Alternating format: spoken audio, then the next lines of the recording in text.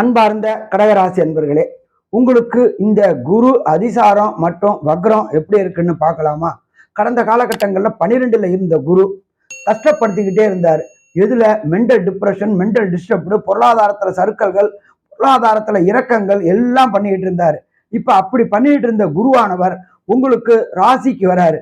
நீண்ட நாட்களாக உங்களுக்கு சொந்த ஊருக்கு டிரான்ஸ்ஃபர் ஆகணும்னு நினைச்சுக்கிட்டு இருந்தவங்களுக்கு டிரான்ஸ்ஃபர் ஆகக்கூடிய வாய்ப்புகள் மற்றும் பதவி உயர்வு கிடைக்கக்கூடிய வாய்ப்புகள், திடீர் பண வரவு கிடைக்கக்கூடிய வாய்ப்புகள் அத்தனையுமே இந்த காலகட்டங்கள்ல இந்த கடகராசி என்பவர்களுக்கு கிடைக்குமா? கடகராசி என்பவர்களுக்கு கிடைக்கும்.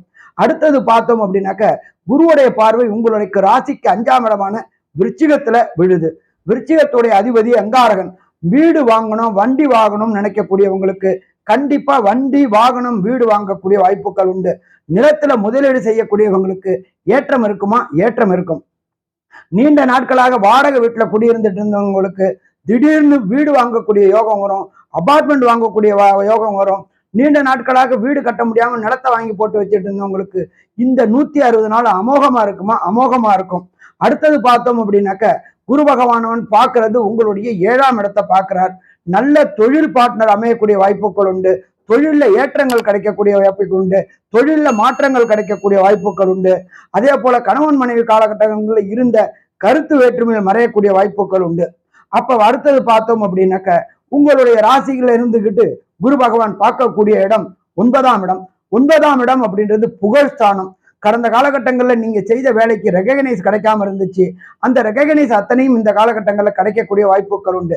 அதே போல கடகராசியை சேர்ந்த அன்பர்களுக்கு நீண்ட நாட்களாக உயர்கல்வி படிக்கிறதுக்காக வெளியூர், வெளிமாநிலம், வெளிநாடு போகணும்னு முயற்சி செஞ்சுட்டு இருக்கவங்களுக்கு பிஆர், சிட்டிசன்ஷிப்பு, விசா மற்றும் கிரீன் கார்டு கிடைக்கக்கூடிய வாய்ப்புகள் உண்டு.